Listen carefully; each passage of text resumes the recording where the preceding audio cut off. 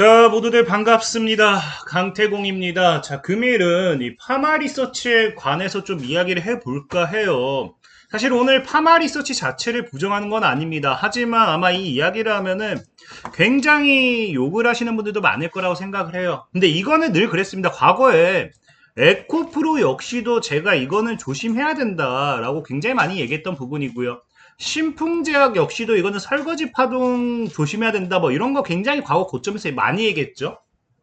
그러다 보니까 사실 뭐 늘 그런 것 같습니다. 잘 나가는 잘 올라가는 종목에 대해서 조금의 비난을 한다라고 하면은 늘 많은 사람들이 이제 욕을 하는 건 당연한 건데, 오늘도 말씀드릴게요. 파마 리서치에 대해서 부정하는 건 아니에요. 그러니까 전망이라든지 이런 것들은 굉장히 좋습니다. 다만 여러분들이 정말 끝까지 들고 가려고 한다고 하면은, 보유하신 분들 지금 살려고 한다고 하면은 오늘 방송 내용만큼은 끝까지 들어보시고 여러분들이 정말로 합리적으로 이걸 더 들고 가는 게 맞는가, 아니면은 이거를 지금 들어가는 게 맞는가, 그 부분은 여러분들이 조금 많이 생각을 해보시는 게 맞다 라고 좀 이야기를 하면서 방송을 시작해 보도록 하겠습니다. 자, 방송 전 늘 말씀드리는 여러분들의 좋아요, 구독하기, 댓글까지는 너무나 많은 힘이 된다 말씀을 좀 드리고요.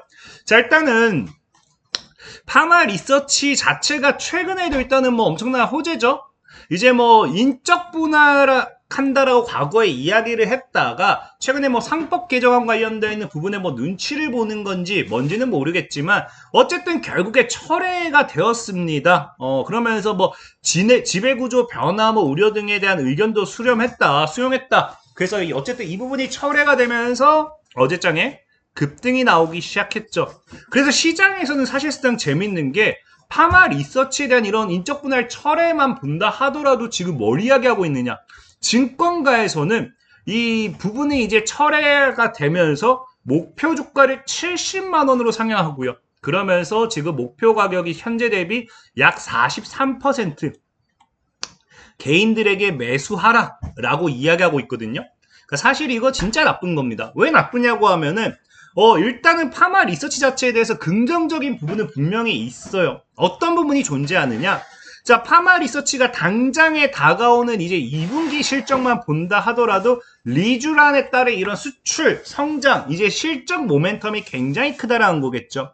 그래서 일단은 대표적으로 일단 이거 뭐 실적 이런 것도 안 중요한 게 뭐냐고 하면은 최근에 이제 정권이 바뀌면서 친중 정책이 얼마나 심해졌는지 알 거예요. 그래서 한알령 해제에 대한 기대감도 나오고 있죠. 그럼 거기 대표적인 이제 수혜주들이 이런 이 뷰티 의료, 이제 이런 부분에, 그러니까 뭐 우리가 화장품이라든지 아니면 성형 이제 코스메틱이라든지 이런 부분이 굉장히 많은 수혜를 받게 돼요. 의료기기 관련돼 있는. 그러다 보니까 그런 부분에 있어서도 사실상은 뭐다? 한중 관계 개선에 따른 반사이익, 추가적인 실적 우상향, 뭐 이런 것들에 대한 기대도 분명히 우리가 해볼 수 있는데, 중요한 거는 그 기대감뿐만 아니라 실질적인 뭐다?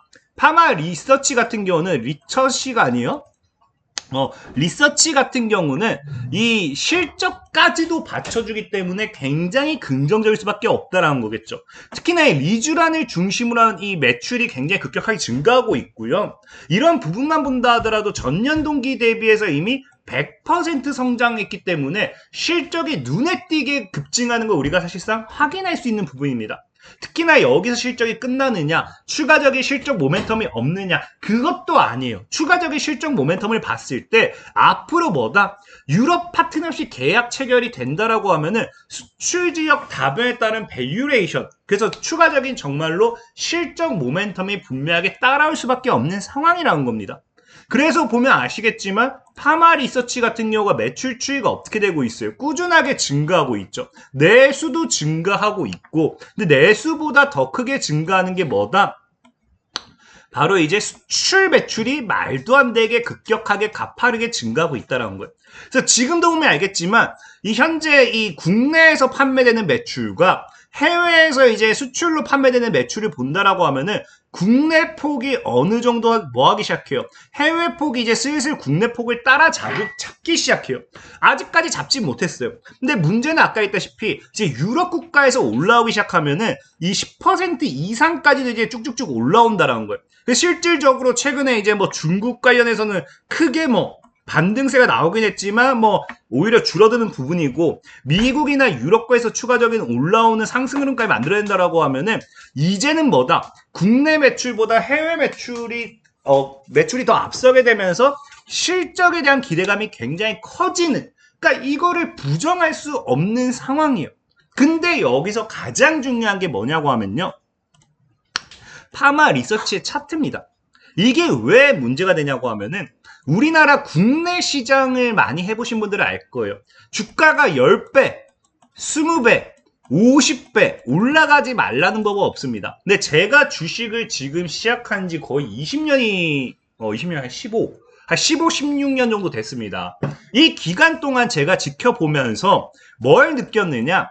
정말로 단기간에 10배 이상 올라간 종목치고 꾸준한 종목을 본 적이 없어요. 아까 얘기했다시피 셀트리온도 그렇고 에코프로도 그렇고 그 전에 뭐 신풍제약, 셀트리온 아니죠. 신풍제약 아니면 이제 파미쉐리아가 뭐야? 신라젠 뭐 등등등등 다양한 기업들이 존재했지만 단기간에 10배 올려친 종목치고 이게 유지된 기업이 없다라는 겁니다. 특히나 제일 중요한 거는 파마 리서치 같은 경우는 많은 분들이 매수할 때 걱정을 안 할 거예요. 왜? 이 기업의 시가총액이 5조가 넘습니다. 5조가 넘어요. 그러면 지금 보통의 사람들이 시총이 5조라고 하면 이 기업은 뭐가 되느냐? 굉장한 우량주로 판단하게 됩니다. 우량주기 때문에 오히려 안전한 종목이고요. 그럼 이런 종목 같은 경우는 매수해도 내가 괜찮다라고 생각을 해요. 근데 여기서 가장 큰 문제가 뭐냐고 하면은 시총 5조에 속으면 안 된다는 겁니다. 왜? 자, 보면 알겠지만 지금 약 60만 원 정도 하고 있어요. 그러면서 지금 자리가 약 시총 5조인데 과거 이런 구간대 20년대 뭐 3만 원 최저가 이제 한 29,700원. 그러니까 3만 원 전후에서 놀던 이 당시의 시가총액을 계속 계산해 본다라고 하면은 얼마가 나오느냐? 시가총액이 2,500억이 나와요. 그러니까 사실상 2,500억도 이게 굉장히 뭐 시총이 적은 기업이다라고 할 수는 없죠. 근데 문제는 지금부터예요. 이 기업의 지분을 여러분들이 분명하게 확인할 수 있어야 돼요. 자, 지분 구조를 파악해 본다라고 하면요. 자, 볼게요. 시가총액 2,500원. 20년도, 21년도 당시에 이 기업의 지분을 체크해 봤더니 자, 지금 현재는 이 정상수라는 인물이 대주주로서 뭐하고 있습니까? 약 35%를 쥐고 있어요. 뭐 우리 사주주 한 물량 뭐 1%도 있습니다. 그러니까 지금 뭐 통상적으로 일단 파마 리서치의 지분이 한 36%는 지금 기준으로도 잠겼다 보셔야 돼요. 근데 이 지분을 확인해 보시면 아시겠지만 대주주가 언제 2020년도에도 35%, 그러니까 실질적으로 대주주의 물량은 바뀌지가 않았어요. 그러니까 2020년도 시가총액 2,500억 기준일 때도 이미 35%가 잠겨있는 상황이었다. 36% 뭐 다 잠겨있는 상황이었다. 보시면 좋고요. 그 다음에 또 뭐가 있느냐. 자, 여기 보면 알겠지만 자, 그 다음에 또 따라오는 게 누구다. 지금 이제 지금 제가 이거 정리하면서 이거 그냥 어딨어. 발행회사명, 주주, 보고, 보유 주식들. 이거 제가 국민연금. 제가 이거를 정리해서. 자, 국민연금 보이죠? 국민연금. 자, 국민연금 같은 경우가 한 5% 정도 지고 있었어요. 근데 국민연금이 지금도 뭐하고 있다? 자, 국민연금의 지분을 본다라고 하면은 지금도 거의 5% 정도 수준 크게 줄어들지가 않은 상태입니다. 이거 이후에 공시가 없으니까. 그럼 국민연금도 그 당시부터 이미 5%의 지분을 쥐고 있어요. 그리고 제일 중요한 게 파마 리서치 같은 경우는 지속적으로 지분이 이제 10% 내외에서 놀고 있습니다. 최근에 급등하기 전에 외국인 지분을 떨궈내는 척하면서 개인들이 털어내고 쫙 끌어올리긴 했지만 자, 외국인이 지금 지분을 한 10% 정도 내외로 쥐고 있는 상태였어요. 늘. 근데 중요한 건 이게 이 당시에도 외국인의 지분이 10% 내외였느냐를 본다라고 하면요. 자, 20년도, 21년도, 22년도에 외국인들의 수급을 보면 아시겠지만 자, 20년도에 매수세, 21년도에 매수세, 22년도에 매도세였어요. 그리고 대량의 매수가 들어와서 23년도에 뭐가 됐다? 15%가 됐어요. 그럼 이 당시에는 이미 20년도부터도 외국인이 뭐 했다? 10% 이상의 지분은 쥐고 있는 상황이었다라는 거예요. 그럼 시가총액 2,500억 기준으로 지금 벌써 몇 퍼센트? 대주주 35%, 연기금 5%, 그 다음에 지금 외국인 지분 10% 잡죠? 그럼 벌써 45%예요. 여기서 끝이냐? 끝이 아니라는 거죠. 자, 볼게요. 누가 있습니까? 나우그로스 캐피탈 사모투자 자회사라는 애 있어요. 얘네가 5% 지고 있어요. 5%. 5% 지고 있는데 얘네가 추가적인 매도 지문이 안 나옵니다. 이게 지금 여러분들 보면 알겠지만 이 보통 이게 주식 등의 대량 보유 상황 보고서가 나와야 돼요. 뭐 하면은 지분에 대한 변동이 있으면은. 근데 2020년도 이후에 변동이 없어요. 공시한 게 없습니다. 그럼 지금 또 5%, 벌써 50%예요. 벌써 50%고요. 자, 그리고 지금 또 뭐 있다? VIP 자산운용사가 있어요. 자, 이 당시에 5%의 지분이 들어왔는데 지금 뭐 하고 있다? 21년도였죠? 보니까 지금 23년도 마지막 공시에서도 거의 5%예요. 벌써 55%가 넘어가기 시작해요. 자, 그리고 지금 또 최근에 뭐가 돼요? 또 10%가 또 있죠. 또 있습니다. 그래서 65%고 대외적으로 이제 이런 것도 있잖아요. 원래 기존에 있던 우리사주 조합처럼. 그리고 여러분들이 이제 뭐 아는 기관들의 뭐 국민연금이 아니라도 기관들의 애초에 물량이라든지, 그리고 여러분들이 이 기업의 임원이고 내가 이 기업에 뭔가를 안다라고 하면요, 주변 사람들한테 사라 말라 할 거 아니에요. 그럼 통상적으로 파마 리서치 같은 경우는요, 지금 현재 지분이 2020년도부터 최소가 몇 퍼센트? 70% 이미 잠긴 상태였고요. 만약에 정말 이 여러분들 주변 지인 뭐 이런 것들까지 내가 마음먹었다고 하면 사실 80%까지도 지분이 잠겼다고 봐야 돼요. 그럼 실질적으로 2,500억 중에서 유통 가능한 물량은 얼마입니까? 유통 가능한 물량은 500억이에요. 500억. 이 500억을 가지고서 80%를 잠가놓고 지속적으로 뭐합니까? 누군가가 먹으면서 물량을 올렸다라고 하면요, 이 500억으로서 주가를 올릴 때 보통 한 2, 300억 정도는 필요해요. 그리고 이제 이 80% 물량을 안 내보내면서 계속 상한가에 많은 거죠. 그럼 실질적으로 유통되는 건 한 100억, 200억. 그러니까 진짜 시장에 파마 리서치라는 기업은 이 기업의 주가를 끌어올릴 때 그냥 물량을 잠가놓고 흔히 아는 그냥 품절주. 그러니까 쉽게 설명하면은 그냥 시가총액 500억짜리가 지금 5천억으로 그냥 올라간 이런 흐름이라는 거예요. 그러니까 이런 것들은 뭐예요? 언제든지 누군가가 순간적인 매도 물량을 던져준다라고 하면은 아까 유통 가능 물량은 사실상 10%, 개인들이 먹은 물량이 몇 퍼센트? 10%, 20%밖에 없었다 했죠. 그럼 이 물량밖에 없기 때문에 뭐다? 그냥 던지는 순간 그대로 급락이 나오는 거예요. 그러니까 이게 언제 나락갈지 모른다는 겁니다.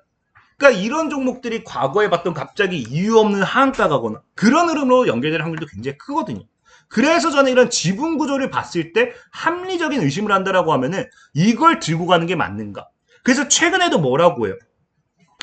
파마 리서치에 대한 부분이 계속해서 머스트 운용에 대한 부분, 이런 이 중복 상단 논란에서 뭐 이런 이슈가 있었거든요. 그래서 중요한 거는 이 이슈, 그래서 이 기업이 무엇인가에 대해서 최근에 뭐 해봤는데 계속 뭐 합니까? 향후 지주회사 출범 뒤 픽셀리티에 대한 인수 또는 투자를 준비한 것은 의심되는 정황. 그러니까 파마리서치 주가를 끌어올려서 비싸게 팔아가지고 자금을 확보하겠다, 이런 정황일 수도 있다는 거겠죠.